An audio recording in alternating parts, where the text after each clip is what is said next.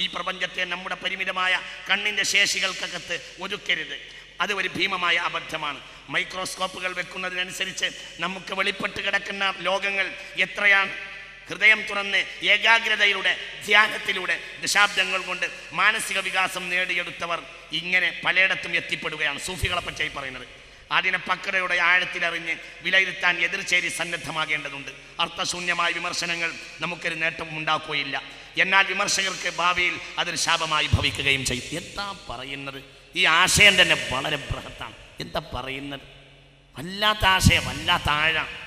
തസവ്വുഫിനെ കുറിച്ച് സമഗ്രവും ആധുനികവുമായ പഠനങ്ങൾ നടന്നത് ഓറിയന്റലിസ്റ്റുകൾ വഴിയത്രേ. അവർ തെറ്റിദ്ധരിപ്പിക്കുന്ന വിധം രചനകൾ നിർവഹിക്കുകയുണ്ടായി. പ്രാചീന ഗ്രീക്ക്, ഗ്രോം, ഇന്ത്യൻ ഫിലോസഫികൾ അഥവാ അദ്വൈതം, നിയോപ്ലാറ്റണിസം തുടങ്ങിയവയിൽ നിന്ന് ഇസ്ലാം കടം കൊണ്ടതാണെന്ന് തസവ്വുഫ് എന്ന പാഠം അവർ അഭ്യസിപ്പിച്ചു. 20-ാം നൂറ്റാണ്ടിൽ വളർന്ന ഇസ്ലാമിക പ്രസ്ഥാനങ്ങളെ നല്ല അളവിൽ ഈ ദർശനങ്ങൾ സ്വാധീനിക്കുകയും ചെയ്തു. സത്യത്തിൽ എന്തിനാണ് സ്ഥിതി? മുഹമ്മദ് നബിയുടെ ആഗമനത്തിന് മുമ്പും പിമ്പും ഇസ്ലാമിക ചിന്തയുണ്ടായിട്ടുണ്ട്. ആധ്യാത്മിക ചിന്ത നല്ല അളവിൽ നൽകപ്പെട്ട പ്രവാചക സമൂഹങ്ങളുണ്ട്. തൗഹീദിന്റെ സുവ്യക്തമായ വഴിയിൽ വെളിച്ചം നൽകപ്പെട്ട ദർശനങ്ങൾക്ക് ഇസ്ലാമിക സമൂഹത്തിൽ കോപ്പിയടി ഉണ്ടായിട്ടില്ല. വലിയ ആഴാണ് ഞാൻ പറയുന്നില്ല. ഒന്ന് നിങ്ങൾക്ക് തന്നെ ബോറടിക്കും. കാരണം നമ്മളെ തലേ കയറണം. നമ്മൾ മുമ്പ് കണ്ണിയത്ത് അഹമ്മദ് മുസ്ലിയാർ പ്രസംഗിക്കാൻ എണീറ്റുന്നപ്പോൾ ഒരാളും സദസ്സിലുണ്ടായില്ല. എല്ലാവരും കടല കുടിക്കാൻ പോയി. അത് കഴിഞ്ഞിട്ട് വെയിലിത്തറ പ്രസംഗിക്കാൻ വേണ്ടി വന്നപ്പോൾ എല്ലാവരും മടങ്ങി വന്നു. അപ്പോൾ വെയിലിത്തറ പയ്യന്നൂരിലാണ് സംഭവം നടക്കുന്നത്. അപ്പോൾ വെയിലിത്തറ പറഞ്ഞത്രേ, ആലിമിൻ്റെ പ്രസംഗം ആലിമിനെ മനസ്സിലാകൂ, അതുകൊണ്ട് ഒരാൾ ഇവിടെ ഉണ്ടായില്ല. പിന്നെ ജാഹിലിൻ്റെ പ്രസംഗം ആയതുകൊണ്ട് എൻ്റെ ആളുകളൊക്കെ വന്നു എന്ന് പറഞ്ഞു. അങ്ങനെയാണ്. ഇത് പറഞ്ഞാൽ പോലും നിങ്ങൾക്ക് മനസ്സിലാവില്ല. ആയിന്ന് തലാട്ടിയിട്ട് കാര്യമല്ല. ഇത് മനസ്സിലാവില്ല. അതിനാ മനുഷ്യനാവണം. ഇത് വല്ലാത്ത ആഴ. ഹല്ലാജിനെ കൊല്ല കഥ പറയുന്നുണ്ട്. പിന്നെ ലാ മൗജൂദ ഇല്ലല്ല പറയുന്നുണ്ട്. എന്തൊരു ആഴാണ് ഈ പറയുന്നത് മുഴുവൻ.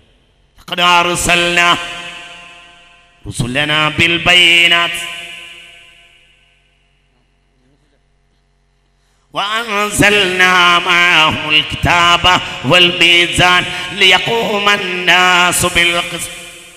വിജ്ഞാനമുണ്ടായിരുന്നു, നിറഞ്ഞ വിജ്ഞാനം. ലോകത്തെ ഏതൊരു മുജദ്ദിദിന്റെ വലിയൊരു കഴിവത, അവർ മുത്തറച്ചുമില്ലാതെ സംസാരിക്കും.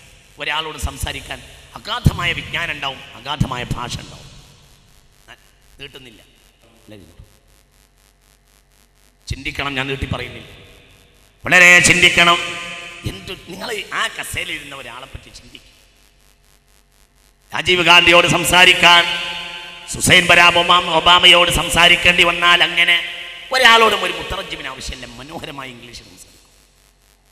ഇതൊരു മുജദ്ദിദിന്റെ കഴിവ്, വല്ലാത്ത കഴിവാണ്. ആണോ അല്ലേ നിങ്ങൾ ചിന്തിക്കും. എനിക്കും നേരത്തെ തന്നെ തോന്നിയിരുന്നത് വലിയ ആളാണ്. നമ്മൾ വിചാരിച്ച ആളൊന്നും അല്ലാന്ന് എനിക്ക് പലപ്പോഴും തോന്നിയിട്ടുണ്ട് തങ്ങളെക്കുറിച്ച്. പിന്നെ അന്നത് പറയാൻ പറ്റില്ല. എന്തുകൊണ്ട്? തന്നെക്കുറിച്ച് ഒരാൾ പറയുന്നത് തങ്ങൾക്ക് ഇഷ്ടമല്ല. 1-2 വാക്ക് ഒരാൾ സ്വാഗതം പറഞ്ഞ് കൂട്ടിയാൽ തന്നെ തങ്ങൾ ഒരു വിഷമാവുന്നത് ഞാൻ കണ്ടിട്ടുണ്ട്. പിന്നെ അത് തങ്ങളുടെ രീതിയല്ല, തങ്ങൾക്കത് ഇഷ്ടമല്ല. അത് ഞാൻ പലപ്പോഴും അനുഭവപ്പെട്ടിട്ടുണ്ട്. പിന്നെ ജീവിതകാലത്ത് എത്ര മഹാന്മാരാണെങ്കിലും അവരെ പുകഴ്ത്തി പറയുന്നത് വല്ലാതെ നന്മയുമില്ല. എന്തുകൊണ്ട്?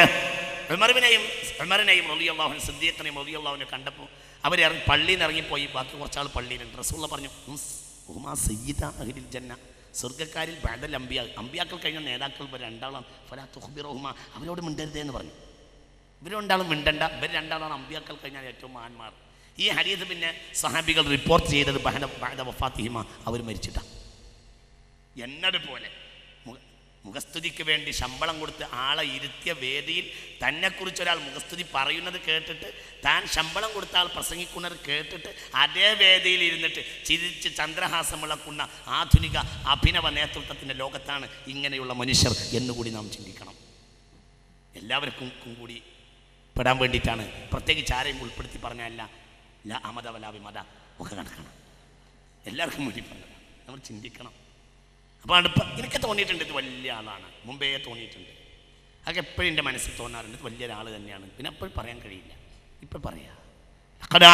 3 ഗുണം ഉണ്ടാവും അവർക്ക് നിറഞ്ഞ വിജ്ഞാനം ഉണ്ടാവും. എന്താണ് ആ മനുഷ്യനെ അറിയാതിരുന്നത്? ആ മനുഷ്യന് സയൻസ് അറിയാമായിരുന്നു, ആ മനുഷ്യനെ ആസ്ട്രോണമി അറിയാമായിരുന്നു, ആ മനുഷ്യന് തസവ്വുഫ് അറിയാമായിരുന്നു. തസവ്വുഫിലൊക്കെ ബോധജ്ഞാന. നജീബ് മഹ്ഫൂദുമായി ലോകത്തെ സാഹിത്യത്തിൽ നോബൽ സമ്മാനം വാങ്ങിയ നജീബ് മഹ്ഫൂദുമായി ചങ്ങാത്തമുള്ള ഒരു ഇന്ത്യക്കാരൻ്റെ പേര് പറയും. മുഹമ്മദ് ഷിഹാബ് അല്ലാതെ നിങ്ങളൊരാളെ പറയും.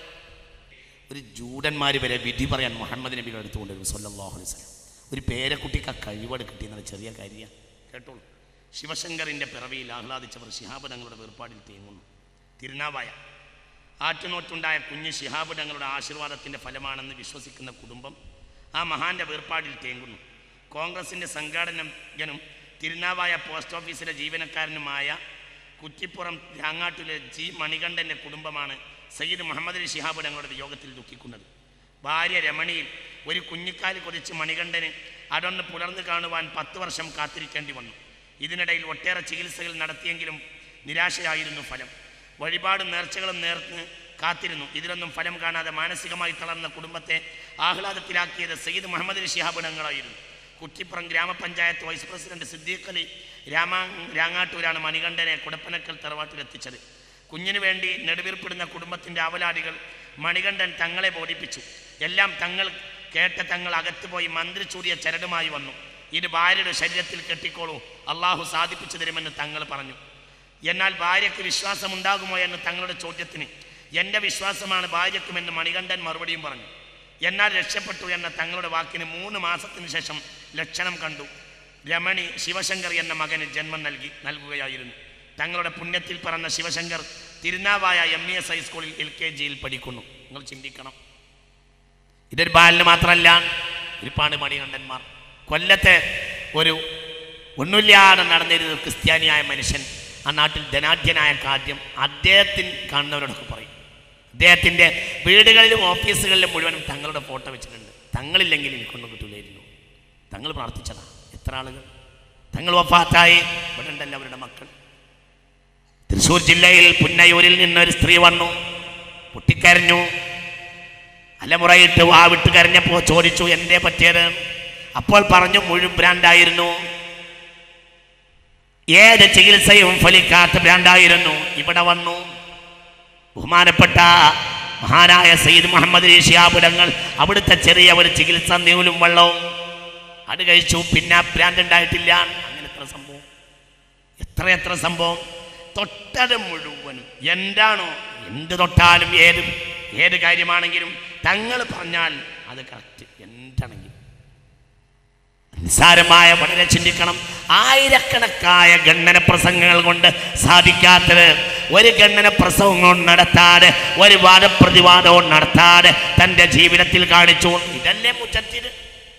ഇതല്ലേ വാദപ്രതിവാദവും ഗണ്ണനവും നടത്തിയവർ യഥാർത്ഥ പന്താവിൽ നിന്ന് അവരുടെ മോശപ്പെട്ട പ്രയോഗങ്ങൾ കൊണ്ട് ആളുകളെ അകറ്റിയപ്പോൾ ഈ മനുഷ്യൻ ഒരു വാദപ്രതിവാദവും നടത്താതെ ലക്ഷക്കണക്കായ മനുഷ്യരെ സൽസരണിയിലേക്ക് കൊണ്ടുവന്നു. ഇതല്ലേ അത്ഭുതം? എല്ലാവരും പുറപ്പനൊക്കെ തറവാട്ടിൽ വന്നാൽ ഒരാൾക്കും ഇർത്തക്കബത്തും കുഴപ്പമില്ല, ഒരു കുഴപ്പമില്ല. എന്തുകൊണ്ട്? ഞാൻ മനസ്സിലാക്കുന്നത് ഒരാൾക്ക് നൂലിന് കുഴപ്പമില്ല, വെള്ളത്തിന് കുഴപ്പമില്ല. അപ്പം ഞാൻ മനസ്സിലാക്കിയത്, എൻ്റെ കൂടെയുള്ള ഒരാളോട് ഞാൻ ഇന്നലെ പറഞ്ഞു, ജനങ്ങൾക്ക് നൂല് കുടിക്കുക, കെട്ടാനും വെള്ളം മന്ത്രിച്ച് കുടിക്കാനും ഒന്നും പ്രശ്നമല്ല, പിന്നെ കൊടുക്കേണ്ടവർ കൊടുക്കണം, ഇത്രയേ ഉള്ളൂ. അവിടെ മാത്രമാണ് തർക്കം എന്നാണ് ഇപ്പോൾ എനിക്ക് മനസ്സിലാവുന്നത്. വേറെ തർക്കമില്ല. കൊടുക്കേണ്ടവർ കൊടുത്താൽ അത് യൂസുഫ് അലി കേച്ചേരി വരെ. യൂസുഫ് അലി കേച്ചേരി എന്ന കവി ആരാണെന്ന് അറിയാമല്ലോ. കേരളത്തിലെ ഏറ്റവും അതിര് കവിഞ്ഞ ഒരു തരം ഉൽപ്രഷ്ണു വിഭാഗത്തിൽപ്പെട്ട ആളാണ് യൂസുഫ് അലി കേച്ചേരി. മാനസിക പ്രയാസമുണ്ടെങ്കിൽ ഇപ്പോൾ വന്നത് തങ്ങളടുത്തേക്കാണ്. തങ്ങളൊക്കെ 1000 ഉറുപ്പിക കൊടുത്തപ്പോൾ ആ നോട്ട് തിരിച്ചു വെച്ച് കൊടുത്തിട്ട് പറഞ്ഞു, ഇതെനിക്ക് വേണ്ട, നിങ്ങൾക്ക് സമാധാനം ഉണ്ടായാൽ മതി. ഒരാഴ്ച കഴിഞ്ഞോ ആ പ്രശ്നമില്ലാതെയായി. എവിടുന്ന് വന്നു എന്നറിയില്ല. അള്ളാഹുവിൻ്റെ ഫضل കൊണ്ട്, ഈ മനുഷ്യൻ്റെ ഒരാശീർവാദം കൊണ്ട് എത്ര കാര്യങ്ങൾ. അതാണ് അള്ളാഹുവിൻ്റെ ലോകത്ത് നിന്ന് എമ്പാട് പിന്തുണയുണ്ടാവുന്നു. അവർ തൊട്ടത് മുഴുവനും അവർ എണ്ണിയാൽ തീരില്ല. എത്രയോ കാരണം. ഇവിടെ ഇടവണ്ണപ്പാറക്കാരന് താഷ്കന്റ് അബുഹാജി എന്ന ഒരാൾ ഇവിടെ ഖാദർ മൊയ്തീൻ്റെ ഈ ചികിത്സയിൽ